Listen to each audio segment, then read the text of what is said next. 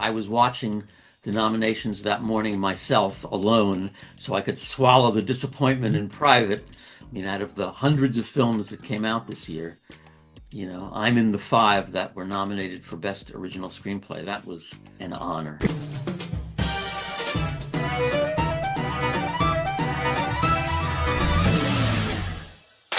Welcome to The Scene Drift, a podcast exploring the worlds of film, television, and entertainment, and the people who bring those stories to life, drifting through stories, one scene at a time. On today's episode, we're diving into Blue Moon, a deeply personal portrait of legendary lyricist Lorenz Hart, portrayed by Ethan Hawke. Set largely over the course of a single evening, the film explores Hart at a pivotal moment in his life, reflecting on legacy, partnership, and artistic vulnerability. We're going to be joined by the film screenwriter Robert Kaplow. We discuss the inspiration behind the story, his collaboration with director Richard Linklater, and what it means for Blue Moon to earn an Academy Award nomination for Best Original Screenplay. Let's get into this. Lovely to meet you, Robert. I've seen the film a few times now. I watched it back in London Film Festival, so I've been tracking the festival run. And honestly, every time I watch it, I'm learning something new about it. And Thank you for seeing it more than once. It's yeah, flattering to hear. I mean, for a film of its length, it doesn't feel too short, but it doesn't feel too long either. Yeah. And with the film, it opens with Hart's death, while a radio voice mythologizes his genius. It's such a striking contrast between public legacy and private loneliness. Why begin the story there? Was there a certain reason behind that? Yeah.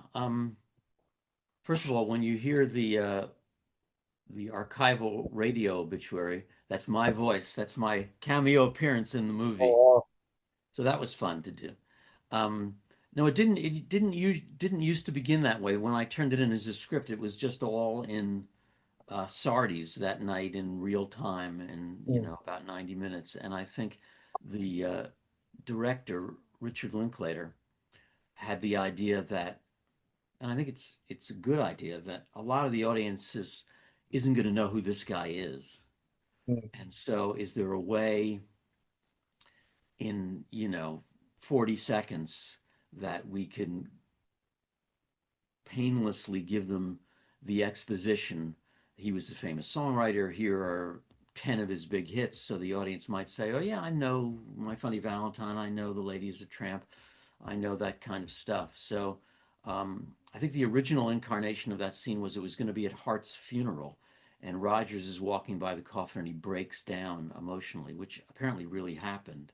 But mm. we streamlined it and we just did it as, um, you know, the end of Hart's life, basically. He's collapsing. And then we hear, as you said, the public way he's remembered Yeah. as, oh, this great songwriter, and they're like Gilbert and Sullivan. And then we see um, it's more complicated than that as the story really unfolds. Yeah, it felt like we weren't being spectators, but we were being invited into this bar with Hart to live his life. And just him unspooling his mind. It felt like a therapy session, essentially. Was that intimacy something that you were deliberately wanted to construct on the page?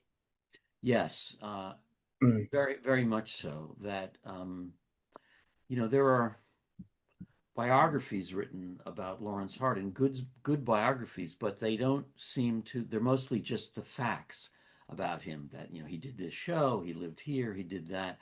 There's there's very little sort of amplification of who he might be on the mm, inside and what he's feeling. And so that was the challenge for me, was to um, give him a plausible voice so that you'd hear him and say, all right, of course he would write those songs, these songs that are very funny and very playful and at the same time deeply lonely, mm, filled with a sort of, you know, a kind of longing. He writes those songs like falling in love with love, uh, yeah. I fell in love with love, but love fell out with me, Mm, which is exactly the story we see played out over that 90 minutes. Yeah, 100%. And there is a line that literally comes straight after that section where he says it was about the love, how people were half loved. And Yes. yeah, and it's funny that the line is said shortly after the scene where he's lying down on the floor, helpless, and then he's in the bar, because it shows how when famous people or artists they're alive, they don't receive the love and appreciation that they deserve, and they're only spoken about, as we see in the radio, once they're gone. And is that something that you wanted to get across about how many artists are quite underappreciated when they're living, and they feel that as well? Yeah, no, and I think in Hart's case, um, he was this great sort of satirist and social critic, and you Mm, know, um, he looked at love both romantically and also kind of cynically, in that he saw that love wasn't a fairy tale. He saw it mm, with clear eyes. And I think in the 1930s, when Rodgers and Hart had all their big hits, um, that played very well with audiences. And then by the time the war comes in the 40s, it's as if Hart's vision of the world, he's got the same vision and this same talent, but it's as if the world isn't interested anymore. The yeah. world has moved on with the war to Mm, some other sort of more sentimental place. And that's not who he is. And I think he's been rendered irrelevant, which yeah. he knows and he doesn't want to accept. And it's very Mm. painful to watch. Yeah, we see that throughout all of the film. It's almost like he's got five stages of grief. Yes. It's He's got seven stages of grief. He's beyond the five. where we see it unfolding in real time, where he's got the denial about the drinking at the start, then he's got the anger at Rogers, and he's trying to bargain for another show. Then we've got the depression about Blue Moon, that he regrets making that. And then he's got acceptance about Elizabeth finally, because we see the build up to Elizabeth. Oh, Yeah. this is somebody that he's loved, he spent time with, but then the reality comes, and once we see that, we almost are in the position of acceptance with him, and then eventually we pity him. So Yeah, no, and I think, as you said, we as the audience see much earlier than he does that mm, the the relationship with Elizabeth is not what he thinks it is. yeah, And we can see that that's coming, and you have to just kind of put your hand in front of your face, because there they have that long 14-minute scene in coat room. yeah, You know where it's heading, but he's hanging on that maybe, you know, I may have lost my professional friendship with mm, Richard Rodgers, but I've got this other friendship. Maybe that yeah, can repair the damage. And we as an audience know it mm, isn't going to repair the damage, but mm, it's sort of, it's almost heroic that he mm. hopes against all the odds that it might.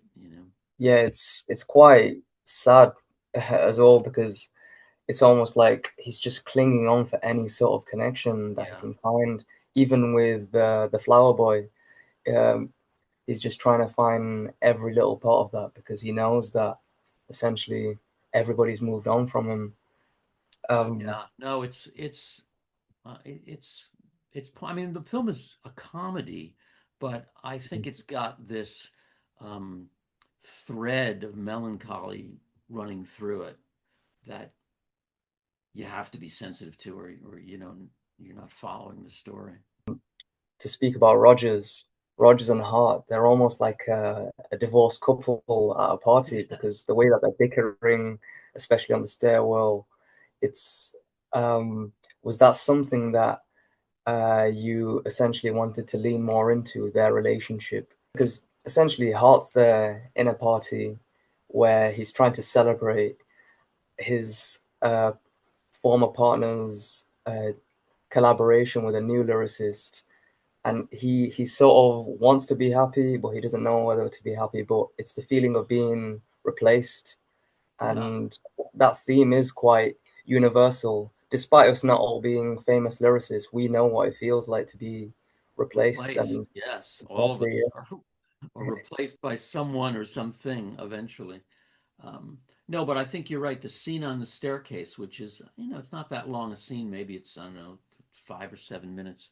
I thought you had to be able to see in that scene that this is a 25-year collaboration that's disintegrating right in front of your eyes. And, you had to suggest how long and how difficult it is. And you also, I think I wanted to suggest, like you mentioned the term a divorced couple, that they are like a couple. It's like a love. I mean, that's a love scene on the staircase, a love scene by two people who love and admire each other and are completely exasperated by each other simultaneously. And I think it's pulling back and forth that way. That Roger says, "I owe my professional career to you, and you've been brilliant from the very start, but I can't work like this anymore." mm, And Hart's like, well, why we've worked like this for 25 years? That's and Rogers has, now seen what it's like to work with a more sort of reliable business-like guy. And, Rogers, who's only 40, is thinking, well, I've got all this music inside me. I'm gonna go with the other guy, along the way. So it's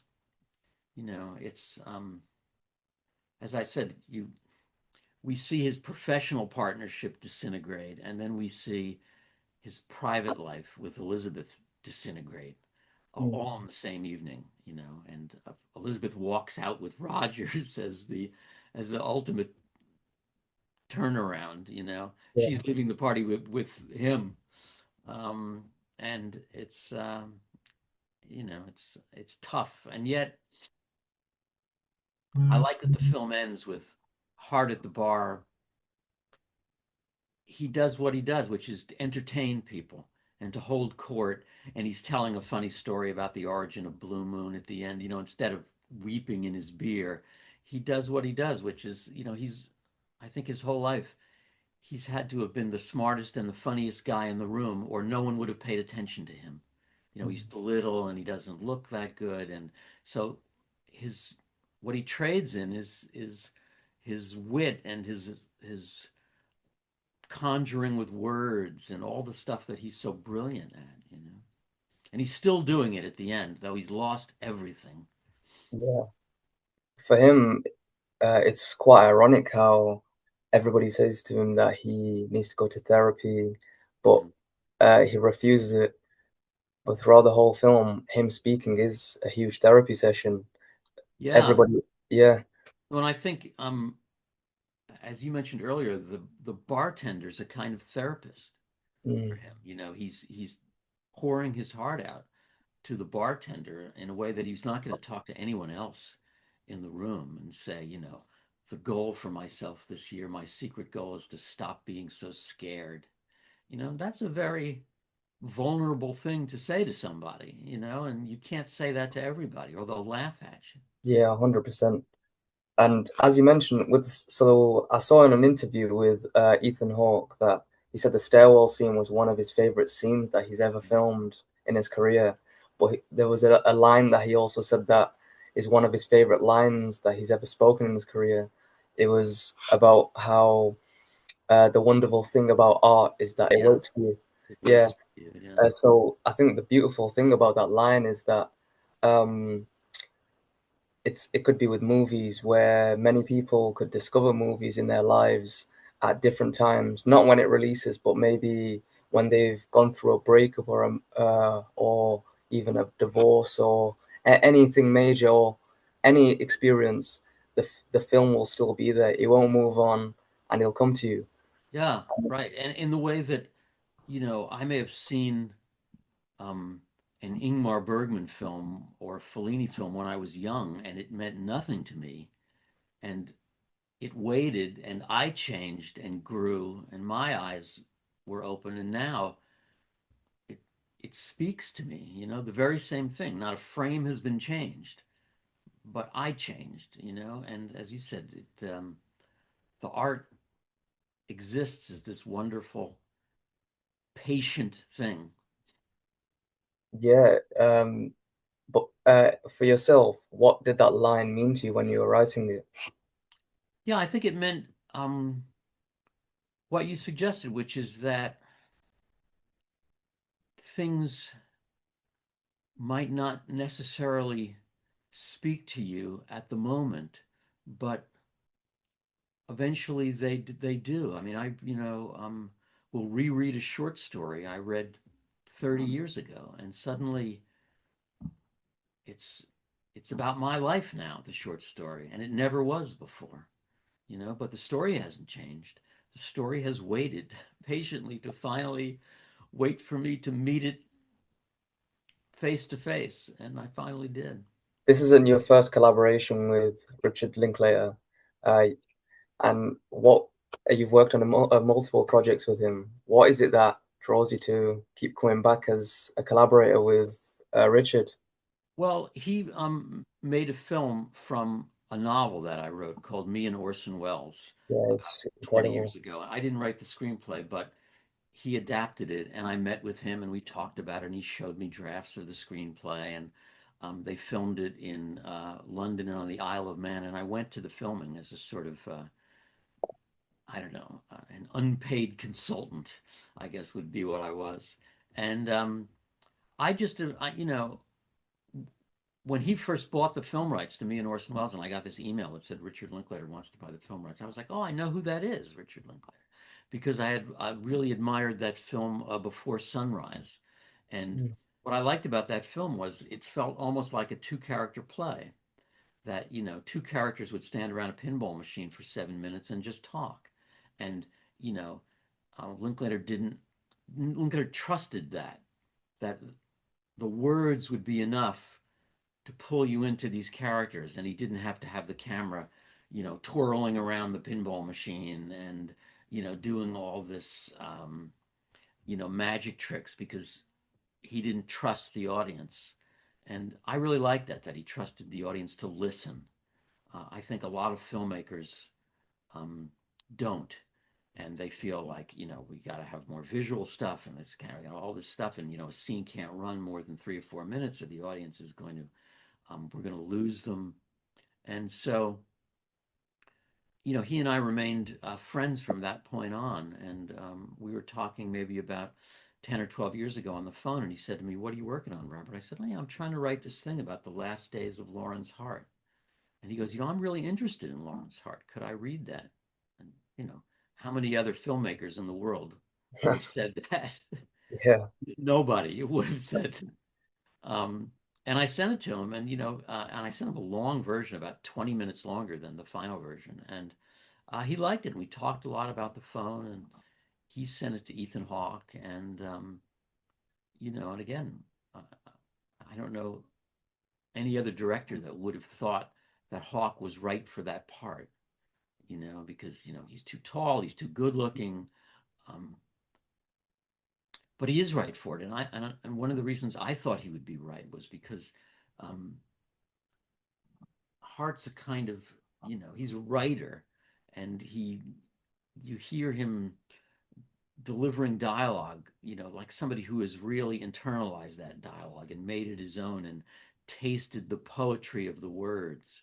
And in Blue Moon, he's got so much to speak, and I think you had to, as an actor, you had to say, this is like an aria that I'm singing, and Mm. I've got this long speech. I have to sing it, and in a way that you know feels organic and feels musical and feels like I'm taking delight in the words that I'm saying. And I think he nails that really well. Yeah, 100%. Like every line that he delivers is razor sharp and the dialogue is incredible. It feels like lyrics just coming out of his mouth. And No, thank you. And that's, I think, this idea that I think we all had, which is that it would be great if this movie was like a long 90-minute Rodgers and Hart song. Mm. That it was beautiful and melodic, and it had a little sting in its tail too. Big comment that I've seen with this film is that it takes place in one location, and it's set in it's set in an era that could be adapted into a stage play. It feels like it could be a stage play, Yeah. with the way that it's spoken, the way that it's set, the way the characters are.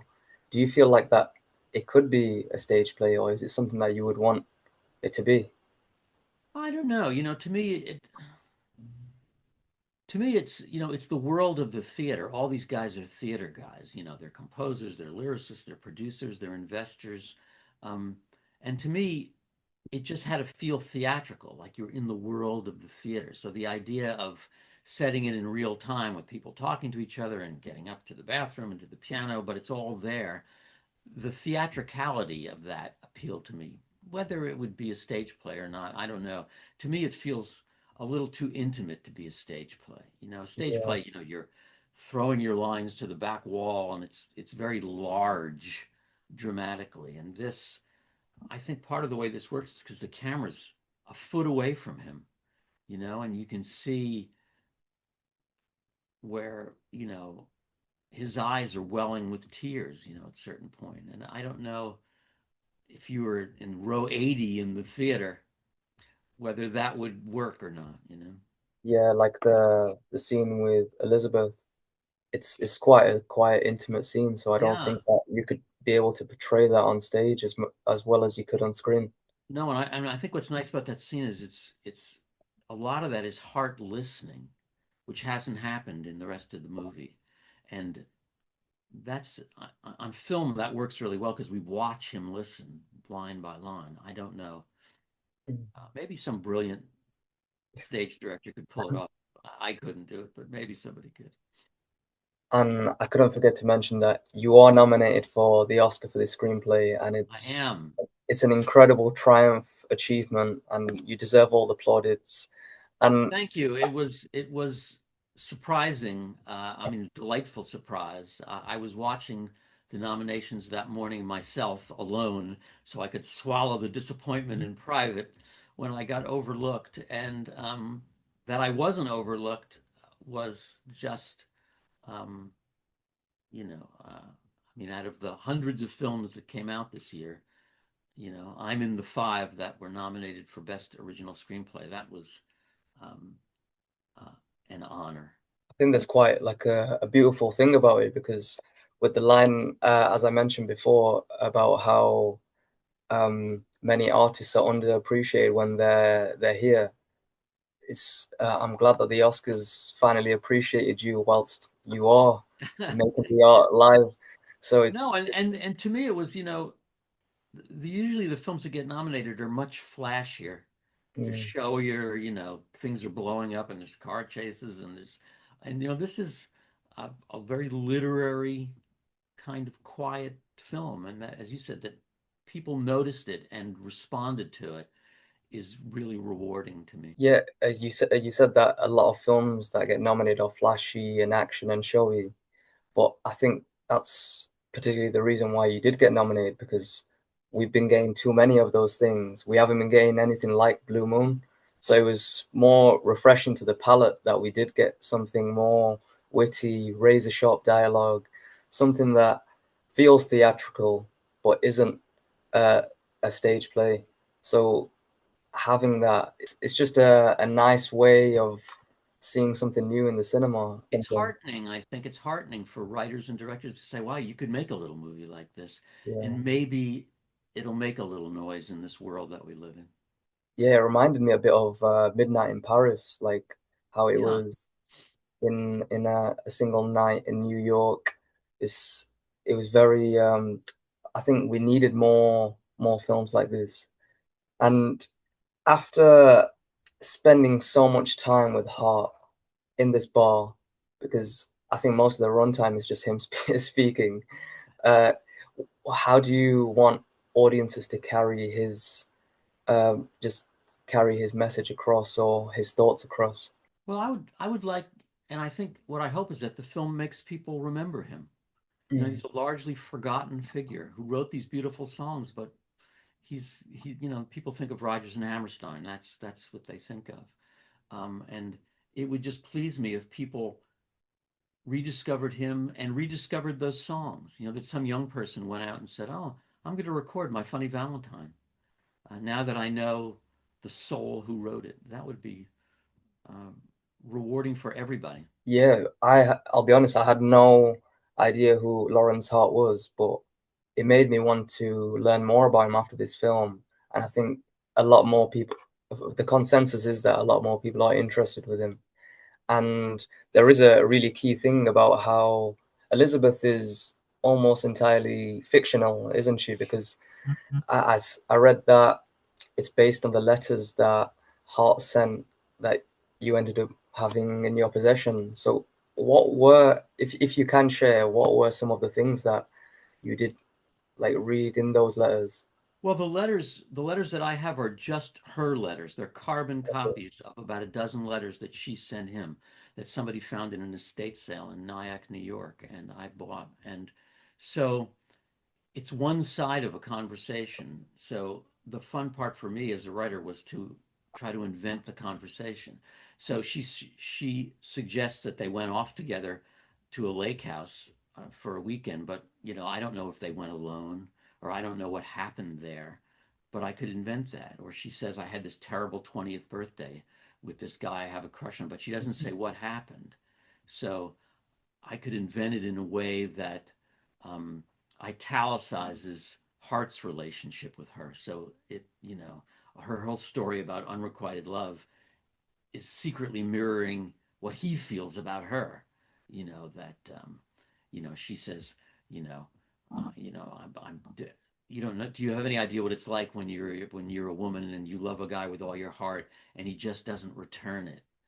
And he thinks for a second, and Hart goes, "Well, nobody ever loved me that much."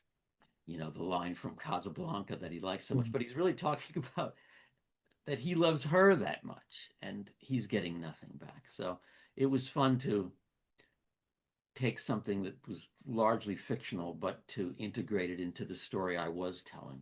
Yeah, I mean, it was done really well, and Margaret fulfills that role Yeah. exceptionally. And there is a really incredible cast in this film. Margaret, Bobby Cannavale, we've got Jonah Lees, obviously Ethan Hawke, And Andrew and Scott as Andrew Rodgers. Scott as well. Yeah. Um, with this incredible cast, I read that Ethan Hawke and Linklater, they tried adapting this story for around 10 years now. When Linklater approached you and then you were on sort of this process, did you have any say in who could be cast, or were there any initial discussions prior to the movie being made? I 10 think years I, is a long I think time.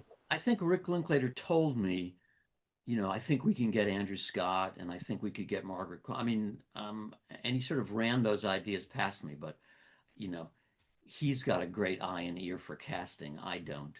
Mm. In my head, I see these characters as Lorenz Hart and Richard Rodgers as the real people. Those are the versions that I see in my head. Um, so, I let him just carry the ball on the casting. I mean, Yeah. he's brilliant at doing that. Yeah. What was your reaction when you first saw the movie?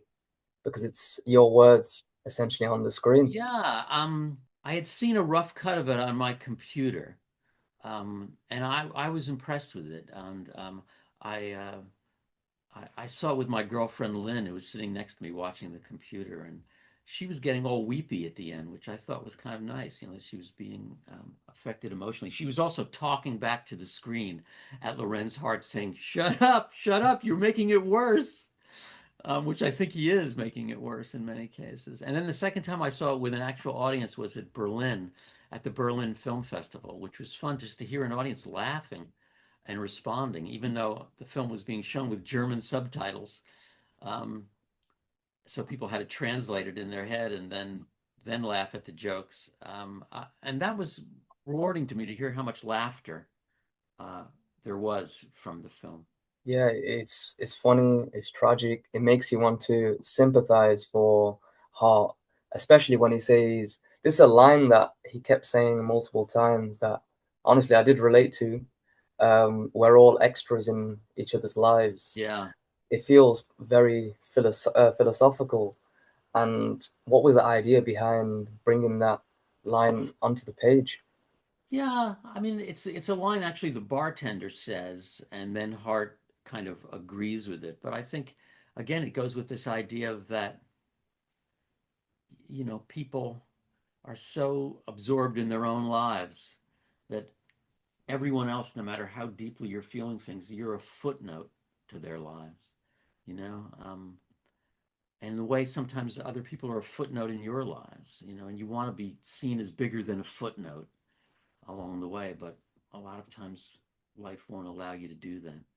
And Robert, it was lovely speaking to you. I really enjoyed speaking to you, and I really am touched that you saw the movie more than once and that it spoke to you. That really means something to me. Yeah, I saw it at Berlinale, London, and then yesterday as well to refresh myself. But it's an incredible film, incredible screenplay, and honestly, I hope you get the accolades that you deserve. Thank you. I feel like I've already gotten them. Yeah, it's perfect. Thank you very much.